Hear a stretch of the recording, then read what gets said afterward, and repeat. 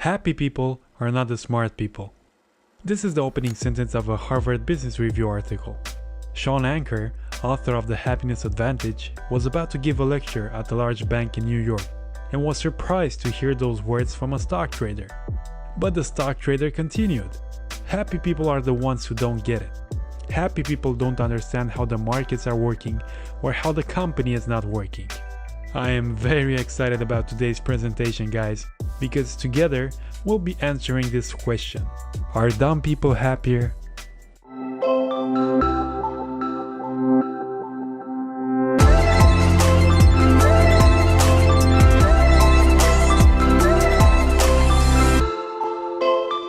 First of all, let's put our finger on dumb. Straight out of dictionary.com, dumb means lacking intelligence or good judgment, stupid, dull-witted.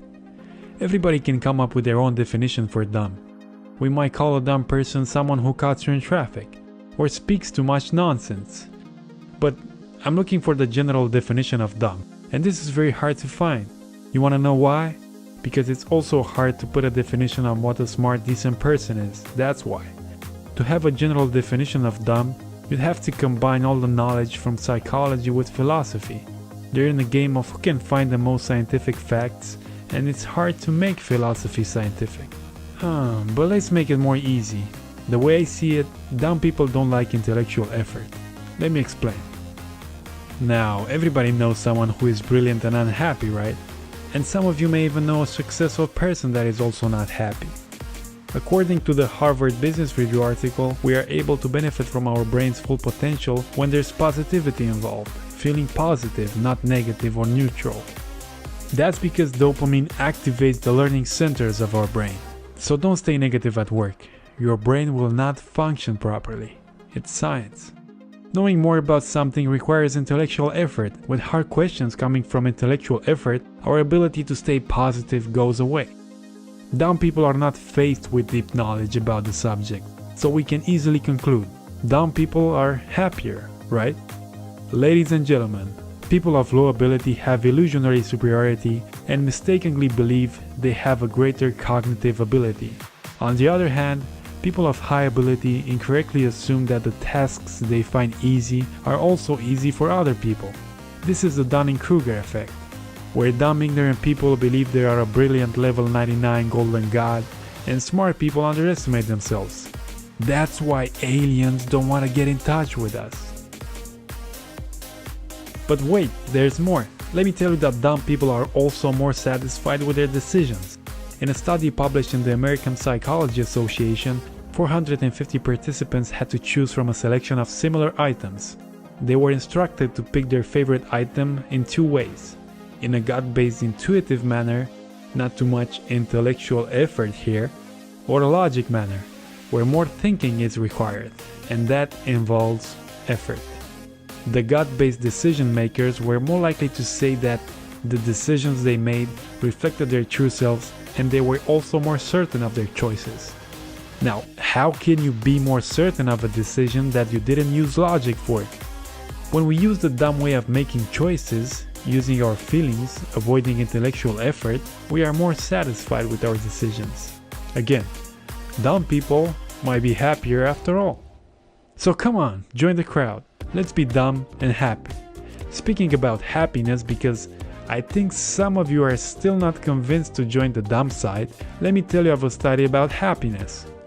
They found that setting specific quantifiable goals may not be so beneficial for our happiness. People with general goals are more open to a broader range of emotions, positive ones. Example, I'll do yoga classes to become happier or to increase excitement by increasing peace of mind and relaxation. I'll do yoga to increase my level of joy and happiness. Same pattern. If you think too much, you'll be less happy. If you don't, you are happier. Adopting the dumb way of thinking with less intellectual effort is the new happiness. I've been doing it all wrong. My whole life was a lie. Okay guys, okay. Like Kevin Hart said it on one of his stand-up comedy shows, it's about to go down. I'm going to show you my own way of defining dumb people and why aliens don't want to get in touch with us. It's something that has to do with the pyramids. No, Not the ones from Egypt, but this one. This is Abraham Maslow's hierarchy of needs.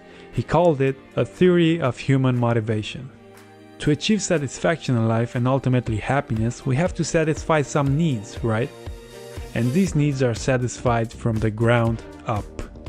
At the base of the pyramid, we have our most basic needs, physiological ones.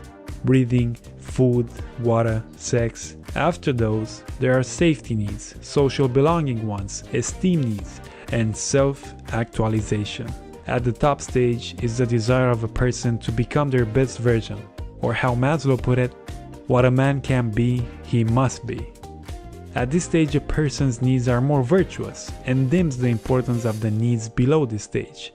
On the top stage, you have needs for morality, creativity, lack of prejudice, and others. These are some top-notch needs, my friend. Can you talk about morality, creativity, or lack of prejudice with a dumb person? With a dumb person's way of avoiding intellectual effort, can you make him understand these concepts? That's very hard to do, because did I told you it's about to go down? Because dumb people are stuck here, at the bottom of the pyramid. They are too obsessed with the more primitive needs. I just want sex and money. Needs of the first two stages. Oftentimes these people will want to have the self-esteem or confidence need covered. But if you try to jump over achieving some stages, confidence is nothing but an illusion. That's why we see loudmouths who speak with confidence like a level 99 golden god, but on the inside they know they're not confident. It's just a mask. To be a well-functioning person, you can't jump over stages, especially when your primary needs are at the bottom and not satisfied. Bullies. Bullies may very well be dumb people, trying to be respected by others but jumping over stages. Where we put our needs is also affecting our fields of interests. You know that quote, great minds discuss ideas, average minds discuss events, small minds discuss people. Do you see the pattern here? You might say, it's not very accurate, science-based. And yes, it's just a quote, and I do not have a PhD in quantum psychology. But if you look around at what people are talking most of the time, it's pretty accurate. People insist so much on needs and subjects because they're afraid. Fear of not achieving our needs makes people insist so much on something. Although fear might get us moving, it's also the main factor for all of our problems. Speaking of fear, life's not easy. It's starting to get hard when we finish the demo versions of our life. That's usually at 18 years old, when we are moving out of our parents' house, getting to college, or getting a job. If you were fortunate enough to grow in a healthy family environment, you had a good start. But for those who struggle with abusive parents, major life-changing events, or mental illnesses, they are not that fortunate. And they are not dumb people. Achieving a fulfilled life can be much harder for them. They also get stuck with the fear of not achieving some of their needs. They might insist obsessively on some of them like dumb people do, but they should not be classified as dumb people. Remember I was talking about bullies? Bullies usually had abusive parents. Now do you see why it's so hard to define dumb people? You never know what they encountered in the past, what made them the way they are today. But if it's someone who had an okay upbringing, yeah, you'll be the judge of that. The way I see it, dumb people avoid intellectual effort because they are too comfortable, period. In his late years, Abraham Maslow criticized his own version of self-actualization and explored an even further dimension of needs, self-transcendence. He said that the self only finds its actualization in giving itself to some higher outside goal and altruism and spirituality. Smart people face harder intellectual effort, but what is to give light must endure burning. So dumb people may never achieve to know life in depth.